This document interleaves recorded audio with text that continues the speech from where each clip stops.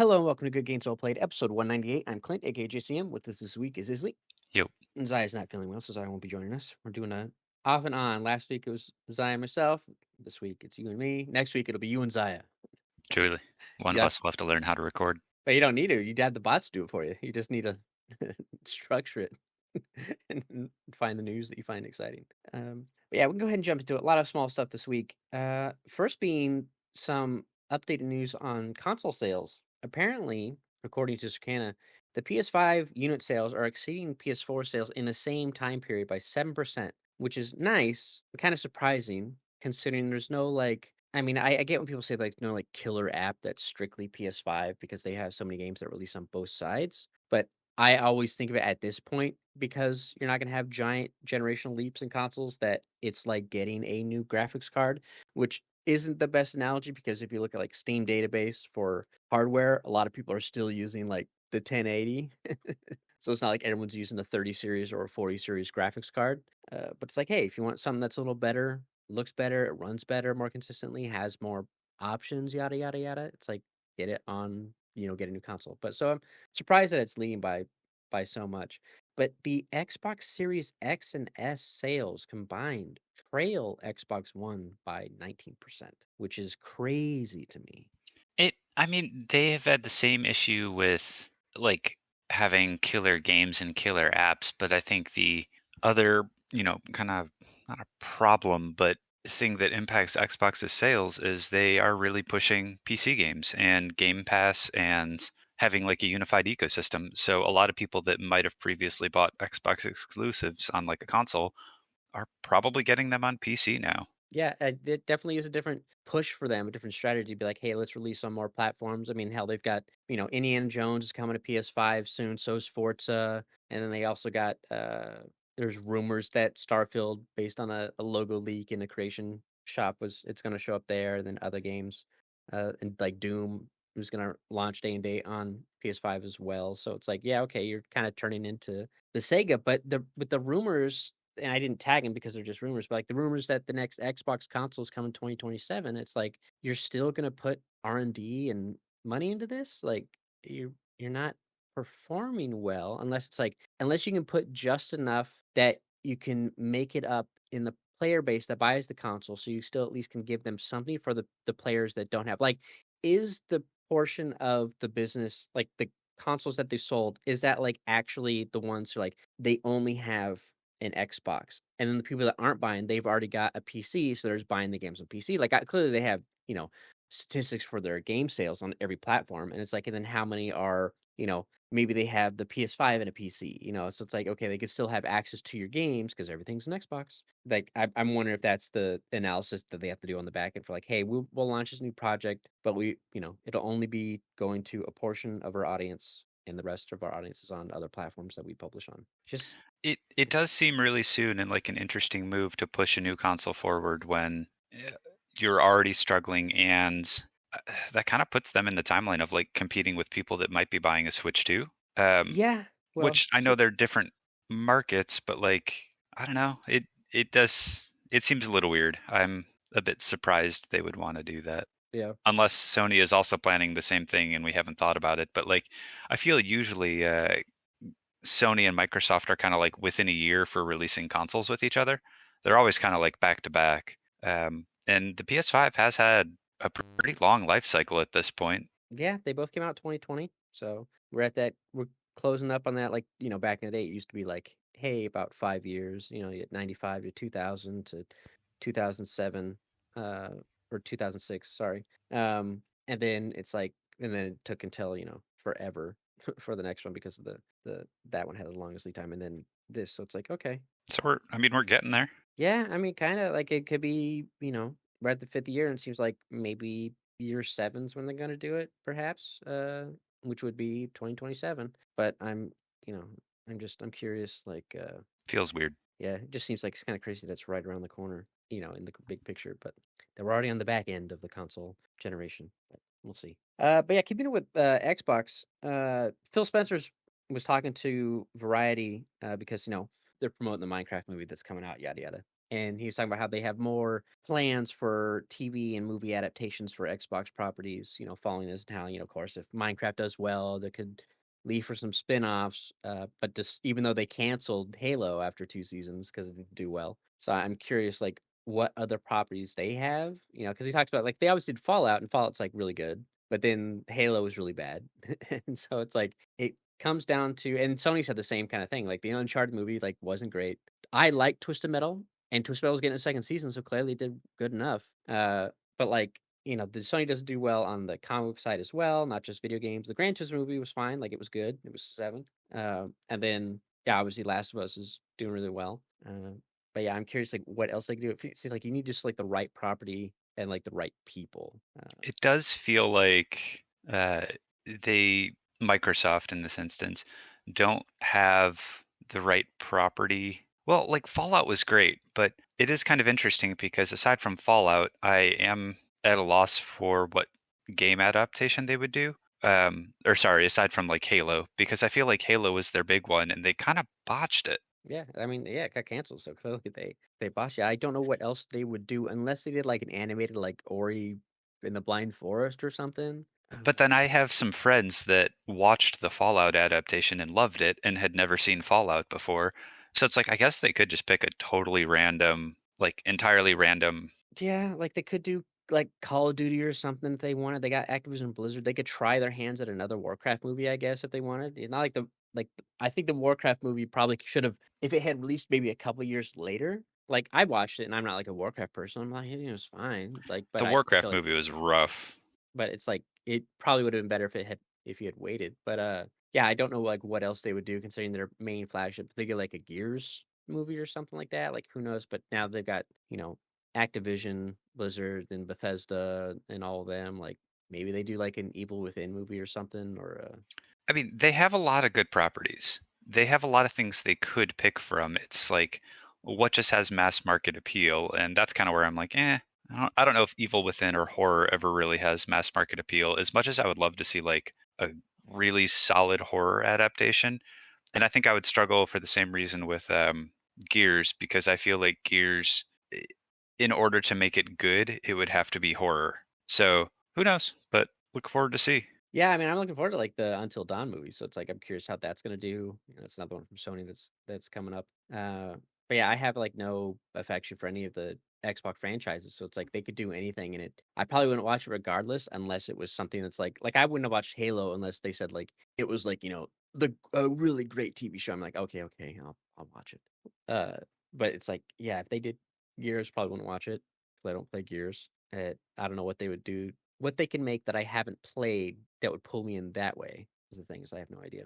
But we'll see. It could be rough because obviously they're still learning. Sony's had a longer time making movies, because they have Sony Pictures, but they don't have a perfect track record for their video game adaptations. So we'll see what happens with Microsoft. But keeping it with video game movie adaptations, apparently Split Fiction, an adaptation for that, is gearing up, and Hollywood's like still looking around trying to see like I guess who could secure rights to a adaptation for that. But I don't know how good that would be because so much of it is about the plane of it, and I don't think platforming like it's platforming. It's not even puzzle solving. It's not like it's Uncharted where like Uncharted like okay, I can see how this could be a movie because you have it's Indiana Jones, you're trying to solve puzzles, you're following clues, yada yada. It's like a mystery kind of. You don't do that in Split Fiction. It's just puzzles and platform, or it's just platforming. It's So I'm yeah, I was like, gonna say it's not really puzzles. It's not really like, oh my God, how do I get into this room or how do I solve this ancient puzzle? It really is just like a story. But what that makes what sense for a movie, right? Like, what they're gonna do is they're gonna bring back that TV that Sony made for dorm rooms, that little 23-inch 3D TV where you can wear two pairs of glasses so you could each play co-op without seeing the other person's screen. God, I forgot about that. Except the glasses are gonna be the opposite lens, so one is showing you the movie from Zoe's perspective, and one is showing you movies from Mio's perspective. So you put them at the same time. It's like whoa, I forgot about that TV. That thing was absurd. a great idea, but they only did like the one iteration of it, never went further. I'm like, this is a great use of a 3D tech rather. It's like that you could have pitched this. Like imagine if I could plug in and have games on through the HDMI and then someone could watch TV, somehow through another device or something like that. Like imagine if you pivoted that way so you can use the same, like forget what the the Switch does. Oh, I'm playing on TV and someone watch it. I just pull up my Switch and I can play on my Switch and they can watch TV. Like, what if you just use the glasses? That'd be kind of cool. But anyways, yeah, I don't know. We'll see. I'm sure I with how much Joseph Fares has said, like, fuck Hollywood. Like, I'm sure fuck the Oscars. Like, I'm sure like they probably won't do it. But it's just interesting that there's a bunch of excitement for it. Again, I have no idea how you do it, but he'll probably say no anyways. And then moving on. So there's a Half-Life 2 RTX remix mod that came out. It's only in demo right now for Ravenholm, and it kind of like it's a mod that does a bunch of updates to visual stuff, some ray trace shadows, ray trace lighting, ray trace global illumination, stuff like that. Like some new tech, but put in modding it into Half-Life 2, and it looks pretty good. But there's like some backlash from fans, being like they ruin the atmosphere because like obviously they're saying like, oh, certain scenes that are like moody and dark feel like a tech demo. It's like, yeah, I can see that. Like obviously, a mod's not going to get everything right because like the one scene I saw in particular was like a room that's kind of dark and there's a light that's obscured by a pole, and obviously it's baked lighting in the original game. It's not bouncing off surfaces. It's not ray traced. So it's seeing it with the new tech. It's like, yeah, the light that's in the room is too bright, and what they could easily do is just mod the light down. But also, I'm like, it's you don't have to play it. Like it's a free demo right now, and it doesn't ruin the original because you can still play the original. And it's also a mod, so like the mods are saying, like everyone's got their own different opinion. Like it's hard to go back to a game from 2003 and be like, hey, what do or 2004, I guess. Like what do we want to? What could the artist's original vision have been that was limited by tech at the time, and how can we sort of enhance that vision with the tech nowadays? Because obviously you don't have the original developers working on it. It's just such a weird argument if it's optional. Like, Yeah, none of these things ever really hold much ground when they're entirely optional. yeah, If it was yeah, like, if somehow they updated the original game so that this was the only way to play the original game and you could only ever use the new lighting then after like 20 years, I could see like, okay, yeah, that's a little weird. But if it doesn't affect the original, it's like, who cares? yeah. And again, yeah, it's free. You don't have to download it. Like I was going to, but it was like fucking 80 gigs. I'm like, for 2 levels, I'm like, this is ginormous. I think it's because it's all the 4K stuff and yada yada. And then I'm like, the original Half Life's like 8 gigs. I don't want to download another 80. Uh, and plus, if I'm going to have to do that, I'll wait until like the full game is modded. 'Cause they did like a small community mod upgrade that kind of fixed some bugs and stuff. I think now it's like Half Life 2 community mod or something like that. And I had that installed. I didn't replay the full game with that because it didn't change too much. But I was like, I could see like replaying Half Life 2 because I used to replay that game a lot back when I had the orange box of PS3 and loading times were atrocious. But then when God, I I got like a forgot about the orange box thing that they came out with. Yep. But yeah, I was like, I'll go back and play it with the RTX once it's in full, but who knows how long that's going to take. It's going to be like probably forever if they do the full thing. Because I know right now this is kind of in partnership with the 50 series to use the new tech there. So we'll see what happens. But I just thought that was funny. It's like, yeah, this doesn't ruin anything. Like, it's like when a movie comes out, like, you can still, a remake of something, like, you can still go back and watch, like, the new Crow. You don't have to watch it. You can still watch the original Crow. You don't have to watch the new Crow movie. Uh, it doesn't ruin your childhood. Just don't go see it. So that was funny. Then, uh, so obviously Baldur's Gate 3, it's been like a year and a half since that game came out, and Larian is not doing Baldur's Gate 4, but Hasbro is still looking for someone to do Baldur's Gate 4. And they were talking with IGN at GDC. It was the Senior Vice President of Digital Games at Hasbro, Dan Ayob. I was basically saying, like, a lot of people are very interested in Baldur's Gate. We're kind of working out the plans for the future, and we're going to be doing what we're going to be doing with that. And actually, in pretty short order, we're going to have some stuff to talk about around that. So it sounds like they're trying to nail in who they're going to work with to do Baldur's Gate 4. And that's going to be big shoes to fill, man. I mean, After I Larian. feel like the whole reason Larian got it in the first place is because they're the only studio that's been consistently putting out kind of isometric RPG of that quality. Like they really proved themselves with Divinity and everything. But yeah, I wouldn't envy following up Baldur's Gate 3, which might be like one of my favorite games in the past 10 years. Yeah, it's gonna be rough. Like I'm not gonna be able to like, oh, it's not quite because it's still gonna have to follow D&D rules. Like obviously, and there were some tweaks to the D&D rules in Baldur's Gate. So it's like, okay, it'll still at least have that same. And there's other games that have that use D&D mechanics as well. So I'm like, okay, it could still be good. Just won't be like generational greatness. It'll still be probably could be a solid game. It'll be interesting though to see like where it differs, if it'll have the same. There's other stuff you can compare outside just It's the gameplay, but I think the challenge though is it's going to need the same creativity as Baldur's Gate. Like, yeah, as Baldur's Gate 3, that is. They'll have to pay enough attention to, like, the armor and the world and the secrets that people feel like they're playing D&D. Because, like, throwing D&D mechanics in a game doesn't necessarily capture the feel of playing D&D. It's kind of like, okay, it's just a dice roller at this point. You need to actually feel like if you try something, you're rewarded for your creativity, and whatever you've tried has, if you shoot an explosive barrel, you expect it to explode, or like if you light oil on fire, you expect it to burn. And it needs kind of like that level of creativity for it to really sink in as a D&D game. And I think that's hard. yeah, yeah. It'll be tough, but obviously they'll pick someone who can do it, and I'm assuming you'd pick a studio who obviously is interested in doing it to begin with. So someone who's at least done something, before in that genre, or similar, or at least anything close to D&D. So Right. we'll see what happens. But yeah, it's just like, man, that'd be like I said, it's got to be tough. That pressure that's going to be on that studio, regardless, even if they are a good studio. It's like, Oh god, it's there's there's truthfully no way for them to win. I mean, if they change too much, they're going to get attacked for, not following what Larian set up. If they don't change enough, they're going to get attacked for not being creative. It's going to be a really thankless job. I hope they yeah, like D&D a lot. yeah. And then yeah, the last bit of news I saw. So Assassin's Creed Shadows came out last week, and there was some concern from Japan around some shrines and temples that could be where like the tables and shelving units in it could be like destroyed in the game. I think like the early access release, like you can go in there and destroy it. And there was concerns that like, hey, this could promote, these same acts of vandalism to our temple, because like it's a real temple that exists in Japan, in this one region, and like, oh, it might promote violence IRL essentially, and citizens are concerned, and people are concerned, and yada yada.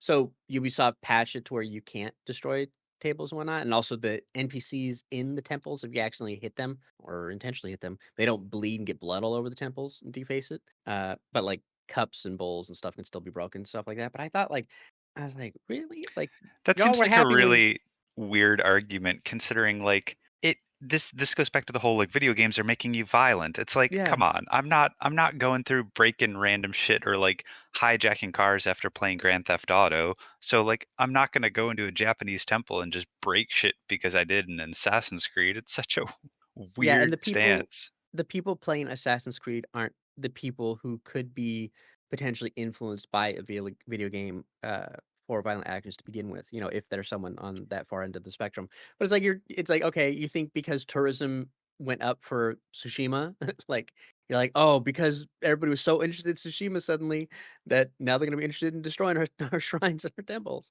Like, I just thought it was silly. But again, they patched it, so it's like, "Okay, whatever." I just thought it was, like, a lot of people there were upset about it, but I guess it's anyway. one of those things of like if it doesn't change the gameplay, I'm fine if they want to patch it. And I still think it's a really weird argument. Yeah, they already patched it, and it's funny because like, one of the people there was talking about how, like, oh, I'm not gonna pull up their exact position or who they were, but they were saying, like, "Oh, like, when we went and helped in the, Iraq war, like, we made sure to learn about the religion and customs, that way we didn't do something, that would be inappropriate outside of, killing people, I guess." But it's like, so we don't deface a temple or a mosque or something like that, or a piece of art, like, obviously, that's part of, like, the Geneva Convention. It's like, you don't do that kinda stuff. Um, but yeah, it's like, if it's like if their customers were like, "We don't wear shoes in this building, you're gonna take them off and then go in and raid the place?" Like, I don't understand, but it was just like, it was such a weird, it's like, "That's IRL. It's not a video game, man." But it's like, okay. It just, yeah, it seems so weird, especially out of Japan, but I don't know. I don't know. It's very much like I guess like whatever. If there's a big enough concern about it, Well, they patched it day one. fine. Right. So Yeah. that's why I'm like if there's a big enough concern, fine. And I'm still going to call it a stupid decision.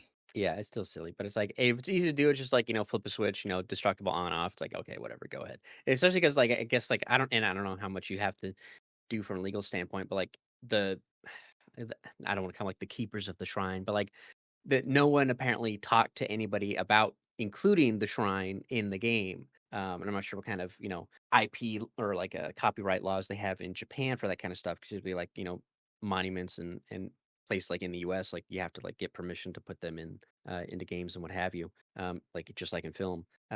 So it's like they said, oh, no one talked to us. I'm like, okay, that could be like a big issue. Like, hey, you didn't ask like this, and like maybe then they would have put down the rules. Like, yeah, we don't mind it being in there, yada yada, as long as don't let people deface our building or something like that. But anyways, so that's patch day one. Still weird, but fine. Yeah, still weird. But yeah, that's pretty much it for the news. Like I said, not a whole lot. Pretty light week. Not much happening.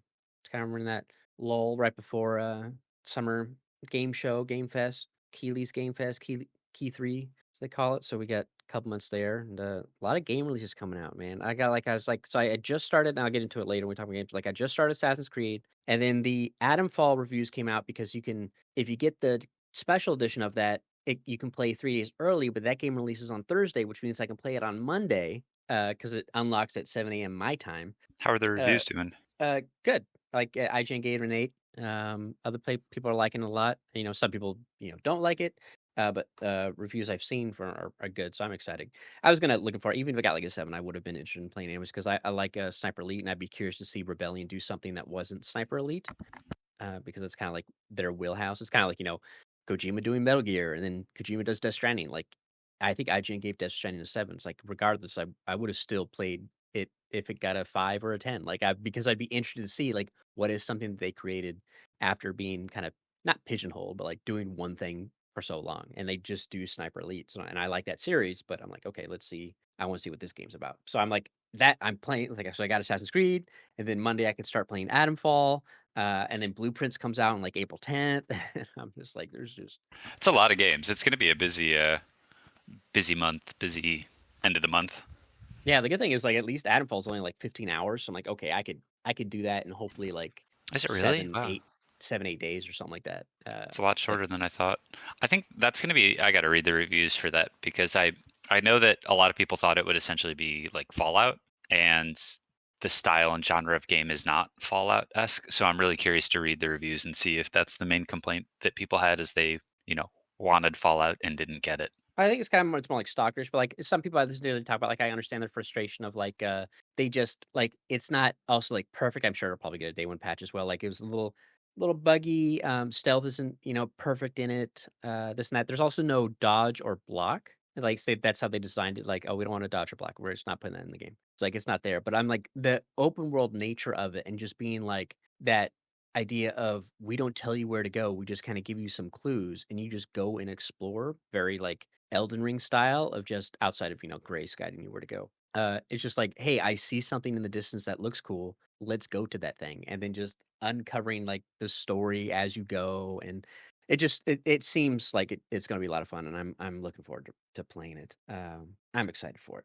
And like there's no like currency, like it's all a barter system. So I think that's really interesting. So not like you're not collecting bottle caps or anything. It's just like I gotta trade what I got.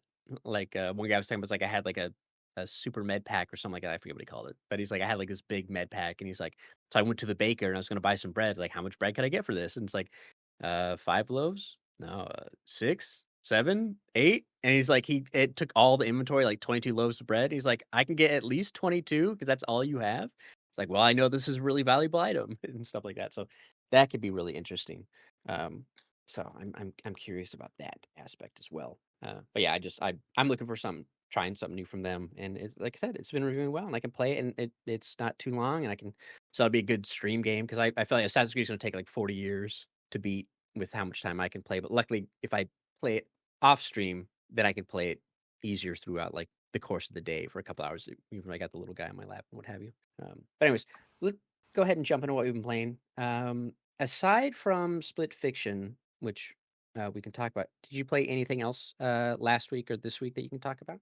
I've been playing Wanderstop, but I'm not really Right. far enough in it because I've kind of been playing it for like half an hour here and there, and Mhm. it's not really a game where I can form like a strong opinion on it after. Yeah, I've probably only played like an hour and a half total, which kind of Yeah. gets you through the intro section of the game. Like it's a pretty narrative heavy game, so I've played through like the intro narrative portion, I guess, and I'm getting to the gameplay portion now. Um, but I mean, it's really cute. It seems like it's going to be fun, but I'll probably have more on that next week. Other than that, it's largely just been Wander Stop or Split Fiction. Yeah. Yeah, so we played, did I play anything else that I can get into before we talk about split fiction? I'm trying yeah, so I did start Assassin's Creed Shadows on stream last night, but I only played, like, 2.5 hours, and it, like, took forever to get through the prologue. I'm like, "Why does it take so long?" I'm like, "Man, like, I knew it wouldn't be a good not necessarily a great stream game, but I wanted to play it anyways, like, I wanna get it started. So I'll probably play it for a couple hours today as well after I do some stuff, before the family gets home. And it's like, yeah, that just it takes so long for the and I hate that thing games do where it's like it opens up and like there's action from one protagonist, and it's like, okay, it teaches you like, R1 for light attack, you can block with this, you can do this. Like it teaches you some combat, like that's what you do in the beginning of game. And then you switch to the other character, and it's like, okay, you're also just in right into it with attacking. It's like, "Oh, you gotta do this because you're this character, you can't, you gotta be more agile, yada, yada." And but then later, it goes into a flashback with, the one character, and it's like, "Oh, now you gotta learn some more stuff." It's like, it's them 2 years earlier training with their mentor, yada, yada. I'm like so they could tutorialize it. I'm like, "Why? Stop it." Like, it just and especially because it said I should have been out of the prologue by then, and it's just like the prologue took forever. I was like, "I don't remember Valhalla didn't take this long." Like, to get to the open world bit, I felt like, and Mirage was super quick because that was a shorter game, but and then Odyssey, like, yeah, the prologue was essentially that giant island, but you could do a lot on that island, like, it at least lets you out into the open world pretty quick to explore it, and, like, it took a while to get going, and I was like, "Oh, man." Like, I just wanna get to the point where I can open up the map and I could see some stuff, and I can just run around and look at the world, and I didn't get there till, like, at the end of the stream, and I was like, "Oh, this takes so long." I was like, "Man, why does it take forever?" I was, like, skipping dialogue because I was, like, reading it faster than it was going through and stuff, and then, there's one guy in chat always who hangs out sometimes, he's like, "Stop skipping the dialogue." And I was like, "I'm just reading it super quick." But then I had this issue where, like, I guess so, I'm playing it, it has, like, a 40 FPS mode, which is nice because those modes work really well, for a lot of games, especially Insomniac does a really well job with the 40 hertz modes. And so I was like, "Oh, I'll try that because at least it'll feel a little better, plus I get some of those nice features because the game looks really good in the 30 FPS mode." But, I was like, "Okay, I wanna" because they have, like, ray trace global illumination and shadows, I believe, and they don't have those if you play on the performance mode, plus the hair is, different as well. So I was like, "Oh, I'll swatch it to this 40 FPS mode, see how it looks." I'm like, "Oh, this feels good, looks good." But then, like, over time, because it's 40 FPS going through the Elgato, and the Elgato's doing it at 60, the audio slowly desyncs. So I started noticing, like, "Man, the audio's, like, slightly off," and then it becomes, like, really heavily off, and I was like, "Okay, I gotta figure out what's going on." And I looked and be like, "Oh, it's to turn off your VRR on PS5." So I turned that off. It's like, did fix it, and it's like, "Oh, it's gotta be the 40 FPS mode." And then I switched it back to 60, and it's like it was perfect. I was like, "God damn it." It's like, so I can't do 40 and stream it, so that's a little, bit of a bummer, but I'm guessing maybe if I streamed from the PlayStation, which I wouldn't wanna do, it would probably work there perhaps, but yes, that was a little noise. I don't know what it is, man, but I hate games. I hate it when a game when you change the fidelity mode, it makes you restart at the checkpoint. I'm like, "Can we not do this?" Like, you don't do that on PC. Like, I'm in Grace and Warfare, and I change, like, all the settings, like, it just doesn't asset flush, even in early access, like, I just see the whole terrain get, like, refreshed when I'm in the game, and certain settings I can see change behind the menu screen. Like, I wish you could just change like because not every game does that in console, but it's so annoying when I have to restart a game to get it's like it's must be like an engine limitation as well. But it's just it's as a user, it's really frustrating. So, but yeah, I'm not far enough in that to really kind of determine how it feels. I like that they have like a hideout. You get that like after a bit. Uh, I did have an annoyance where there's like you're in a flashback sequence and it's like, oh, go talk to so and so, and I have it on the non. I have like the explorer mode on or whatever. Just like they're over the hill. I'm like, okay, I'll just go over the hill. And there's like, but for some reason, I guess because I'm in the prologue, it still puts a marker, but not just exactly where to go. It's just like a kind of. Anyways, it put a marker anyways. And I'm like, okay, well, I guess because it's the tutorial section, they're gonna put a marker anyhow, even though I have that turned off in the thing, even though they didn't do that in Odyssey. And so I run up to the spot and I get to this building. I'm like, okay, talk to so and so. And like the marker on the screen, like anytime I try to run out this little like fenced off area with this tower and a little building, the marker would go back to that location. And be like, "Oh, that's weird." I was like, "Where's this person I have to talk to?" And I can't find him anywhere. I'm like, "Well, what the hell?" So then I go back and I turn the exploration, like the assist mode on, and then it puts the marker like 400 meters away, and, like, I'm like, "Well, then why did it put the one marker at the tower?" So then I run to where the person actually is. I talk to him like, "Oh, I need you to go find out what's happening to our crops," which then takes me back to the area I was at previously, and I climb up the tower, and I can look, and I can see like, "Oh, there's a dead deer," and I follow the deer, yada, yada. But I'm like, "Why did it not work there properly when I was doing it the first time around?" It's like it was so that was a little frustrating because I was like, I couldn't figure out what was going on. But I like that they have the hideout because I like that you can build up a base and yada yada. It's interesting that they have you could send out spies, like spy assassins, like go scout places, which is interesting. It's like kind of tell you about a region. I'm like, okay, that's curious. I'm wondering how much like because like Brotherhood kind of did that, uh, and I'm wondering like, okay, what else? And you do some of that in Origins. I'm like, okay, what other mechanics is it going to have though? So I'll see how that evolves. But I'm looking forward to playing like now that I'm finally in the open world and I can see like the rolling hills with all the colors and yada yada. Just going out and exploring. But yeah, it'll be I'm looking forward to that. But I'll probably again it's outside today if I played on stream. It'll just be my off stream game, and then I'll just play Itemfall on stream. But outside of that, just bunch of gray zone, having fun with that. I'm looking forward to the wipe. That'll be fun. Then just start do everything over. I'll probably still stay the same faction I am because I like their position on the map, and then just quickly speed run through all the tasks and get back up to where I was. That'll be interesting to be at like a fresh start. I'm curious how busy the servers will be. Also, how difficult it'll be to do certain tasks because there's some tasks where it's like kill 20 people in a zone or kill the boss. Kill them all. But I'm like, if other people are doing that task, it doesn't count. Like I have to kill them. So I'm like, okay, is it going to be really tough to do this when there's everyone's trying to kill 20 people in a place? Like that'll be annoying. But well, we'll see how that goes. I'll hop over to like the East Asia server or something like that and when no one's on and hopefully do it there or something. I did that the other day for I had to do a task and I was like, I think I had to go at night and I was like, oh man, I was like, I'm gonna miss it. So I like the only region that had nighttime on their servers were a bunch of Asia servers, so I was like, "Okay, I'll just hop on this one and then just go quickly do this task." And I got it done before time ran out. Luckily, ping didn't seem too bad, even though it was telling me, "Yo, your ping's high." But, yeah, aside from that, we finished, we played Split Fiction past couple days, and we finished it, and I knew from other folks that it gets kinda crazy. It's just heavy spoilers for Split Fiction with gameplay stuff.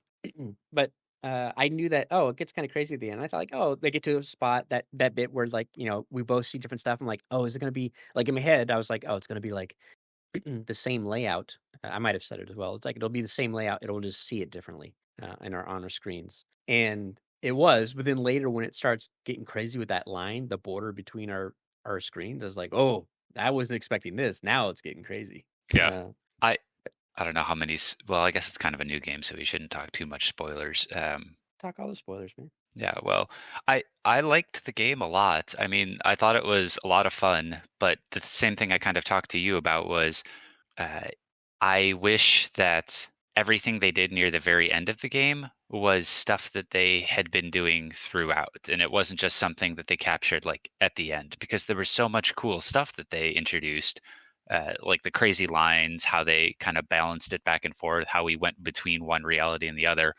All of that was so cool, and I just wish that they did that like earlier or introduced, in the side stories, all of those mechanics at an earlier phase. So like the one that I really liked was when we could, well, very simple one, but like when it was split down the middle and one half was fantasy and one half was sci-fi, and you and I could go back and forth between the two to dodge obstacles in one reality or the other.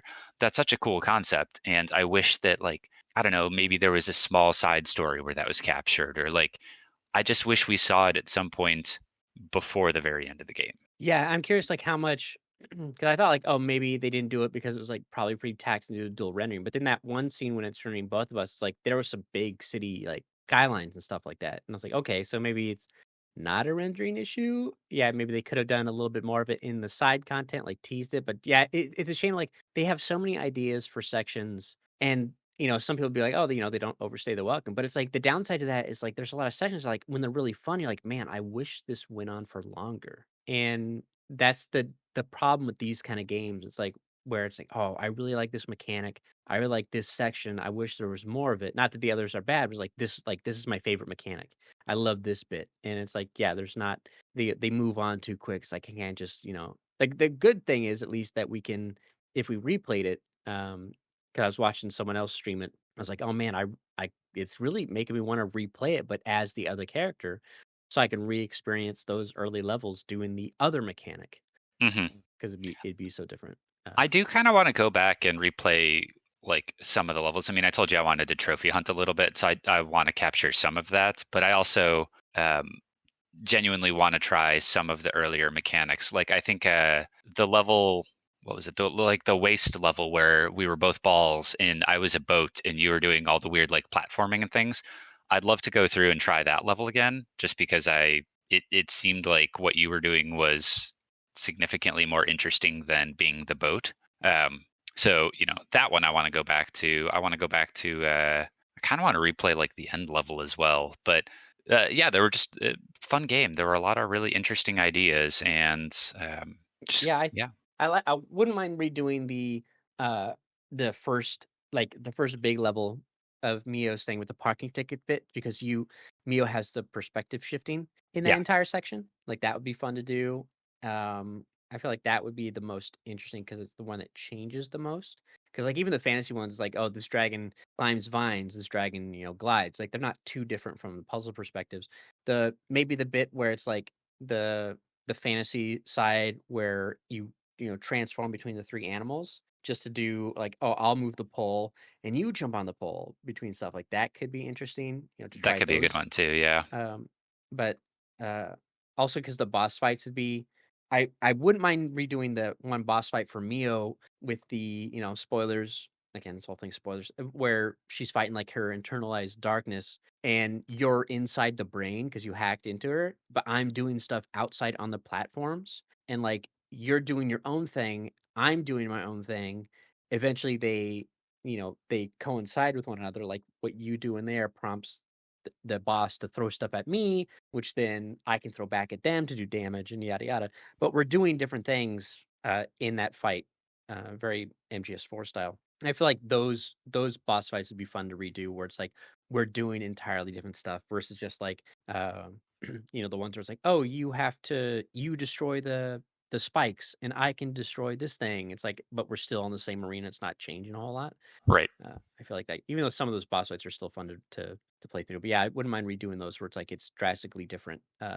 Would be probably the most interesting. But yeah, I mean, yeah, really fun game. She's like, yeah, just I wish there was like a little bit more. Like maybe I don't know, they can't really do DLC for it, but maybe they write a book and then we play that book. I don't know, but yeah, it's like Have they don't ever done DLC for any of their games? no, they're one and done. But like I said, Yeah, we never finished. We only got like halfway through It Takes Two. So I uh, I do kind of want to go back and play It Takes Two now. Like I'm interested in finishing that up. So yeah, I'll have to re-download because I own that one. I think I So own it now too because I think it was I think there was a week where it was free or something. So yeah, we'll see. both have it, and then we could Well, both you get the you like the trophies. trophies. Well, yeah. Yeah, I'm curious if you can yeah, I guess maybe if you both had the SKU, like does it unlock trophies because you're not doing it via friend code? Yeah, That'd be I'm interesting to sure do. it would.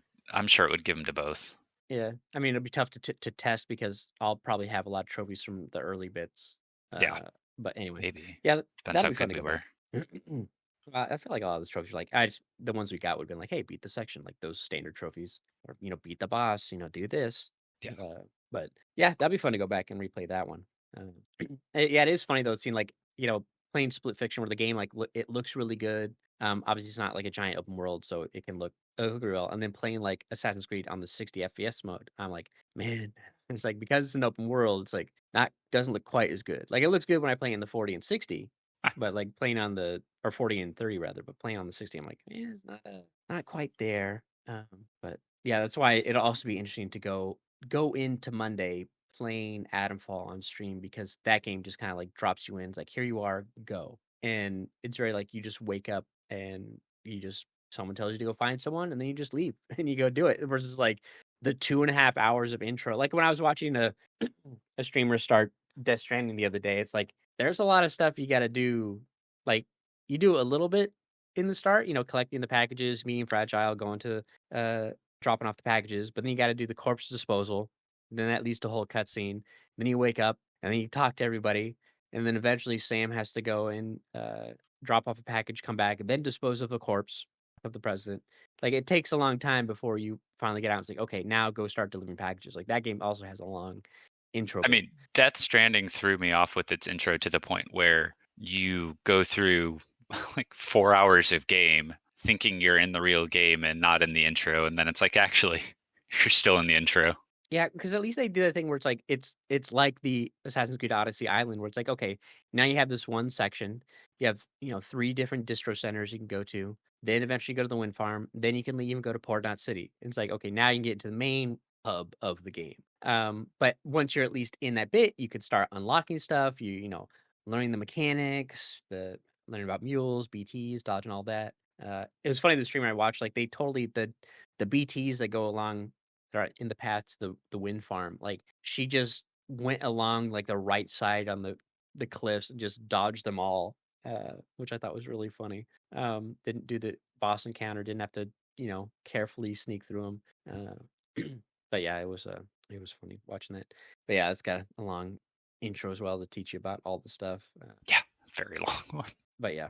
But yeah, I'm looking forward to playing Adamfall. I'm gonna start with that. I did beat Dark Light the other day as well. I was right at the end. I beat that. I'm curious how the sequel's gonna do. But especially because they changed perspectives entirely. Obviously, the screens they showed were it's gonna release in early access. Who knows how much it'll change over time? But it's interesting that they'll change from 2D to top down slash over the shoulder combo perspectives, more 3D style, kind of doing the Helldivers switch from Helldivers 1 to 2 perspectives. But yeah, and I don't think I have too much else that I'm trying to find. I keep waiting for. I keep missing the Cyberpunk uh, Liberty. What was it? Phantom Liberty. I wasn't going to say Liberty City. The Phantom Liberty DLC for Cyberpunk. I still need to play that. I just got to watch for it to go on sale on PlayStation so I can like make sure I buy. I think like last time I said it was only like 10%. I was like, I'm waiting for like a 20-30% discount. So I do want to go back and play that. I want to play more Repo, but the problem is I only played it that one night and When did you getting play Repo? I You played actually got a group Repo. together to play it, or did you just play with random people? No, I played with some other streamers. When did we play it? I put a clip in Discord that I posted, but it didn't do a video preview. So it for whatever reason, like it was just a short. Yeah, I played it on must have been the 15th. Yeah, maybe it was like your birthday or whatever, or 16th was your birthday. I don't know. One Yeah, of no, them. my birthday. uh, I play like they were playing. I was like, hey, if you're still gonna play it, like and you got space, like they played forever. I think it must have been like a Friday night, maybe. Oh, it was Saturday night, I think, and it was like I stayed up so late playing that. But they're like streamers who are also on like the East Coast and some Central, so it's like they were up just like super late. We played for like a long time. Like they were playing for like I think 4 hours by the time I joined. They only had three, maybe four people, I think, and then eventually we got a full squad after I joined. Then we got someone else, and that was a lot of fun playing Repo. But yeah, I wouldn't mind playing some more of that. But that was like a one-off case of getting everybody together because they all knew each other for the most part to play. But yeah, that was a fun time. Repo was fun. It's got cross-play, I think. Is it on PlayStation? It might be on. I think it's got cross-play on PlayStation. But yeah, that was a fun time. Yeah, that'll pretty much do it. So next week I'll be talking probably more Assassin's Creed. I don't know. I should be able to get a good amount in if I can play before I stream, and I'll be juggling the two games, Adamfall and Assassin's Creed. Yeah, you'll have Because to let me know how Adamfall actually is, and Assassin's Creed. I'm genuinely curious about Assassin's Creed. I think that I kind of want to play that game. Well, I mean, I do want to play that game. So, yeah, curious how you like it because I've read a lot of interesting feedback about it so far. yeah, Not yeah, bad feedback. I've read feedback on like I'm trying not to bias your opinion, but uh, I've generally seen feedback that some people love the game due to it being kind of a melding of like the old Assassin's Creeds that they really loved and the new open world ones, and then other people that think it doesn't go hard enough in either direction. And I'm just kind of curious to see where you fall on that. yeah, yeah. Because I didn't finish Mirage. I kind of fell off. I think it released at a weird time, so I never went back and completed it. I am curious about because that one didn't really have too much anima stuff in it either. Like the anima stuff in this, like it feels a lot like Black Flag, where it's like Black Flag, you're an employee at Abstergo Games or whatever. This one's like you're clearly someone who's using, like, an at-home Animus or something, to to explore, but, people are, like, hacking it and giving you little quick subliminal messages and whatnot. It's like, okay, so they're kinda going that Black Flag route with the Animus, but I'm like, "What about Basim? What's going on with Basim, man? Where is he?" And I gotta look up what happened to the Anna Mirage, even though it's like that game leads up to Valhalla, so it's like they can't do too much. It's just gonna be, we know where this character ends up. But I'm like, I wanna know about the real world with them and what's going on. Uh, but yeah, I look forward to playing some more, and then I'm just playing a lot of Balatro still. But How you yeah. liking Balatro? Still just as addicting? Yeah, the problem, really wish there was cross save. That is the one thing it's missing. It's just cloud saves between platforms. Like I think that would make it like the best game. Even though it is kind of fun to be like, oh, go back, like, because like I'm on PC, I was like, okay, I'll play this deck, and then on my phone I'll play a different deck, and I'm trying to get like to the highest. And you, every time you unlock a new like difficulty, you have to beat it with that deck to get up higher. Like, okay, well, I'm using this ghost deck here. It's like, oh, I kind of want to use I think it's like a tarot deck or something like that. It's like, I'll use that on this one because I want to take that one up. But I have like, they're at different levels on both platforms. So it's like, okay, it's like, it should be easy enough. Like, I've beaten this difficulty because all difficulties stack as you go along. Because like, you need to learn. It reminds me a bit of like the difficulty in Marvel's Midnight Suns, where it's like, the difficulty gets greater and greater, but you are also, it only levels up as you learn to capitalize on the mechanics of the game, and you're also improving your characters. So it's like you're able to meet that challenge because you're engaging with the game more than a casual. So it's like I need to learn in order to beat these higher systems or difficulties as they stack up. You have to kind of learn like, okay, what's something uh uh mechanic I wanna run with while also adapting to the jokers that you're given because it's a roguelike. And the problem I have those, like, I don't know well enough, like, I need to start going more beyond just standard poker hands. I need to get more unique with it. I'll be Uh, honest, I haven't played Balatro, so you talking about a ghost deck means nothing to me. I'm just like, yeah. what the fuck is a ghost deck in poker? It's like each deck basically, it's because it's a roguelike, each deck has a different ability. It's like your standard deck, you get like +1 hand. And so it's like you can play like, 4 hands, I think it's the default, but the +1 gives you like 5. And so it's like, okay, or no, it's the red deck. So you get +1 discard. So you can like you discard and stuff because you're playing poker. It's like, oh, this gives you +1 discard. This one gives you +1 hand size. This one lets you start with $20. So when you go to the store, you can buy stuff easier. It's like, oh, this one gives you you only play with hearts and clubs. This one you have no face cards. This one you have, it makes these cards spawn more frequently. This one you start with this kind of card. So it's like it gives you, lets you carry more consumables, but you lose one card size or something, or hand size or whatever. So it's like they're different decks. It's like essentially just choosing different classes in a roguelike, where it's like you start with different stuff. Like you have different perks and uh stuff at the start of the run, and some are usually more catered towards a specific style. Like I was running the one deck, the yellow deck, because it gives you the money. I was like, oh, I'll run that one a lot because like having the money at the beginning is easier because then I can get more jokers to help me get my run going, build up whatever I need, yada yada. But yeah, so it's just like trying to play it with the new challenges on top of each other, but not having the cloud saves is kind of frustrating when I have to like, I want to go back to a deck that I haven't used on one platform that I did on the other. And it's like, okay, well, I have to beat all those difficulty levels to get to where I Right, am now. right. But that's the only frustration, is doing that. But it goes so fast. It's funny. There's this one Joker type I was talking about. I think was Zaya or Joker, a boss, where the boss blind is like all your Jokers are turned upside down and shuffled, and like there's a mathematical order you want to put your, like an optimum order you want to put your Jokers in because they trigger left to right. So typically, what you do is you put all your additive multipliers on the left and your multiplication multipliers on the right. That way, they work out correctly. Sure. And, so it'll shuffle them, and there's some cards that are like, "Oh, this Joker's a blueprint," so he copies the Joker that's on the right. Typically, you put that near, like, one of your best friends. So what I'll do is I'll try to remember, like, "Okay, I know what all my Jokers do." This one adds chips, this one re-triggers face cards, this one does this thing, this one's my multiplier, this one's the blueprint. So I put the game on, like, 0.5 speed, 'cause typically I play it, like, 4 times 'cause I, don't need to have it go slow.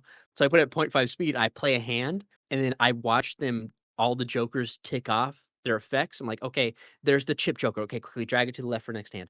Okay, blah blah. Okay, there's okay, this one off. Okay, it repeated that one. It must be the blueprint joker. Let's drag that one to the left. Okay, there's the multiplier. Okay, drag it to the right. And I like try to shuffle them back to where they're supposed to be because that shit can mess you up pretty big. But it's funny because like there's certain boss blinds that are like really tough, and I'm like, if you're not set up to, at that point to do what you need to do, it's like this is kind of this is the end of the run. I'm like, all right, but it's I think you would have a lot of fun with it because you could play it so fast, and on mobile it's just really easy. I feel like that would be the best place for you to play it. I'm concerned that if I get it on mobile, I would never not play it, and it would just be my new like. I already hide in the bathroom to play mobile games as it is. I'm definitely a bad employee about that. You gotta do it, man. Get Balatro. Play it in your break because You then got I'll to be do like, it. you gotta do it, and then you gotta do it, man. Because they can be like, oh, I because then I could talk about like, oh man, I had this one seed and I got it and I got the blueprint and then it had this one and I had the gold mask and the vampire joker and then it was like, oh man, I built it yada yada. I got the multipliers. It was so good. Because right now I haven't gotten to a point where it's like I haven't had a broken deck where it's like, oh, I have like the perfect combination that I've leveled up my hands and I have the best jokers to where like I can because you only have to beat like 8 rounds to quote unquote complete it, but then you can go into endless mode and like shit starts to ramp up super fast for how much you have to beat. You have to score essentially to beat the hand. And it's like I haven't gotten past like into anti 13, I think is what it is. I think like anti 12 is like the farthest I've gotten. But yeah, it's just it's a fun time. It's so funny to listen to someone talk about it where they play it like I play a lot of Balatro, but I still don't understand poker because there's a game that's like Balatro, but it's for mahjong, Okay. and they're, like, talking about it, and, like, oh, it's just, like they really love it because 'cause they're, like, the roguelike person, and they're like, "I love Having this game because having played Balatro, would any reasonable person understand any elements of poker after playing that game? you fucking should." Like, Oh, I really? mean, it's like it tells you in the deck info, like, what beats like, as it ranks, like, the hands, like, "Oh, this is how much a high card will give you. This is how much a pair, 2 pair, 3 of a kind, full house, 4 of a kind." So it shows you the rank at which what hand beats what. But you could So maybe also actually you should understand poker somewhat. you don't need to, but I'm like, it's not hard to learn poker. Like, not remembering that 4 of a kind beats a full house, like, okay, that's fine, but you don't need to. Like, you can see it in the run info, like the deck info. You could see it tells it to you what they are, and you can see, like, okay, if it's top tier, but then it's like there are things outside of it. Like, you can get 5 of a kind in this game, and that doesn't exist in poker. So that has like a better tier. And I just found out, and I didn't know this because I was going back and watching some Northern Lion videos because I skipped them all because I didn't play Balatro. So I'm like, I have no idea what the fuck he's doing. Like I know poker, but I don't know what the fuck he's doing. So I didn't watch it. So I went back now that I've played it, I'm like, okay, I understand the mechanics. Let's go back and watch these. And I guess like not only can you get 5 of a kind, you can get a flush 5 where they're all the same suit. And it's like that's a different tier of hand. And you can get a flush house, which is a full house that's all the same suit or and it's just like I was like, "Oh, wow." There's, like, all these extra, like, secret menu in and out style deck hands I didn't even think about. I never considered that you could have a flush 5 because, like, I didn't try to build my deck that way.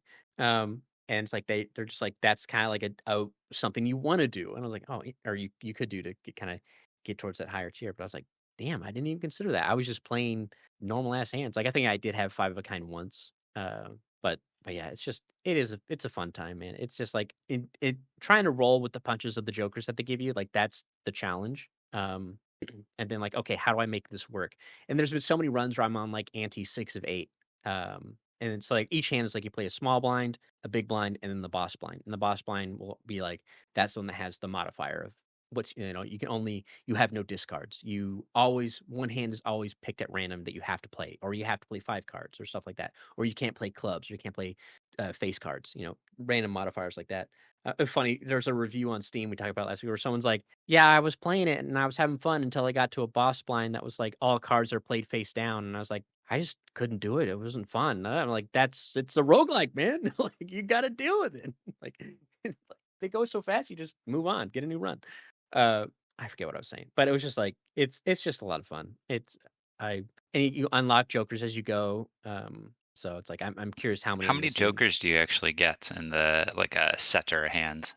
There's a lot that they kind of start. You can carry up to 5, but then you can get jokers that are special called negative, where they don't take up a slot. And you can sell them off anytime you want. You can try to get better jokers, and there's ways to, like, earn jokers. There's also, as you open, like, joker packs, like, they're kinda like booster packs for jokers, you can find jokers that are, quote, unquote, "not discovered." So if you select it, now those jokers fall into that pool of possible jokers that could show up in the shop. So it's Hmm. like it could be like when you're early on, like, okay, maybe just pick some jokers, even if I don't know what to do with this jokers, like, just pick it. Maybe it can so it can show up in the shop now or something like that. And then you can unlock jokers as you go by doing stuff. Like there's a joker card where I did a run once where I didn't play three of a kind ever. And it's like, oh, because you never played three of a kind, you've unlocked the joker card that gives three of a kinds times two multiplier. I had that for like four of a kind as well.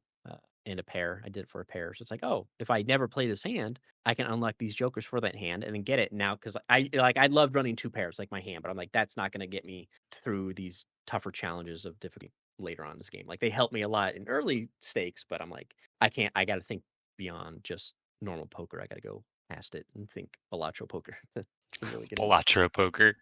Yeah. Well, because you gotta deal with No, all I the get jokers. it. I Yeah. think you would have a lot of fun with this game, and it's cheap on mobile. I think it's only 6.99 maybe. I don't know why it's more expensive on console platforms, but I mean, it seems like a fun game. I do think I would enjoy it. yeah, like I only got it because I was like, oh, I got a big phone. It's like I'll play it on there, and like I need to play something to capitalize on the big screen of my phone. Uh, but yeah, I haven't gone back and tried that Frostpunk mobile that I picked up. I need to go back. I've just been playing Balatro. I haven't even gone back and played more Diablo Immortal or uh, Warhammer Tacticus. Warhammer Tacticus. Yeah, it's like a Warhammer top down, like a kind of strategy, like I guess Final Fantasy Tactics style game, but Warhammer. Um, Oh, okay. which I guess is what Warhammer is anyways. But yeah. Oh, you should get since they announced Space Marine 2, you gotta go back and play Space Marine 3, you gotta go back and play Space Marine 2 and play through a co-op. That'd be a good We got to time. get through It Takes Two first. Don't push your luck. Hey, we finished Split Fiction, which is a huge, like, pat on the back for us because like, We I'm did so we did finish Split Fiction. Yeah, yeah, we we did. got one. Yeah. But my evening schedule is wide open, so I'm down to play games as long as, your fingers aren't sore from playing piano or something, As long as my fingers aren't sore. I don't. My It's, fingers hurt. I don't think it usually has anything to do with fingers being sore so much as getting home late. Yeah, yeah. I know, I'm just kidding. But yeah, we gotta do It Takes Two, and then God, is there anything else that whenever the fuck Sons of the Forest comes out on console? Yeah, I mean, we've been waiting for that one for ages. I would love to play that game, but Well, you got a laptop now, just get it on your laptop. that's true. I could just pick it up there. Yeah, you got I just kind of control at this support. point, it's like I kind of just want it out, like Yeah, who because needs it's to not modify? officially out yet, right? It's not even a matter of Yeah, it's out. It 1.0. It launched in 1.0 in when did Sons of the Forest launch in 1.0? When did I play it? Where's my Sons of the Forest? There it is. Let's see. Yeah, February of 2024. So it's been in 1.0 for a long time. Over a year. I'm surprised it's taken this long to get it out on console, but yeah, it's got controller support. I'm trying to see. I don't think did I use a controller? I don't remember. Maybe I did. Whatever. But that could be a fun one to play. I'm trying to think, and then who knows when the hell the next Forever Skies launches in April, but I don't know if that that's has one I've co-op been now. excited about too. Yeah, if that has crossplay, we could play that because I haven't gone back since they did the. That's what I want to go back to because I played it when uh, it first was in like a pretty far along early access when it was going to launch in December of last year. I was like, oh, I'll get it now because it was on sale because I'm going to play this game and I'll try it out on Steam because if I don't like it, I can just refund it. And I liked it, and then I played for like 10 hours, and then I stopped, and they did a patch where they kinda changed a lot of the early game mechanics, and they also made the game have instead of being randomized, they kinda added some actual, like, biomes, so more like Subnautica, Hmm.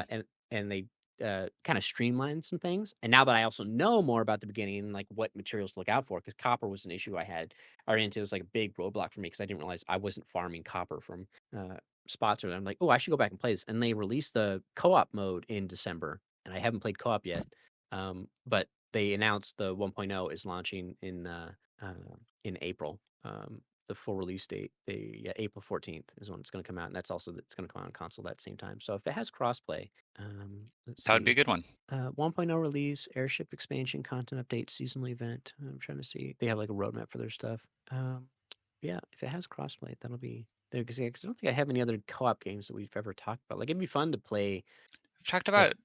I mean, there's some we've talked about, but it's been a while since we've it's all discussed small them. stuff though. Like it's like now that you have a laptop, it's like obviously, Repo would be fun. I think it's on PlayStation, maybe crossplay. Like with Michael and Zaya, there's no spiders, I don't think, in that game. So Zaya could play it. That would be fun to play. And then content warning would be fun to go back to. I haven't played that in forever. And I only played it with just Zaya, so that would be fun to do.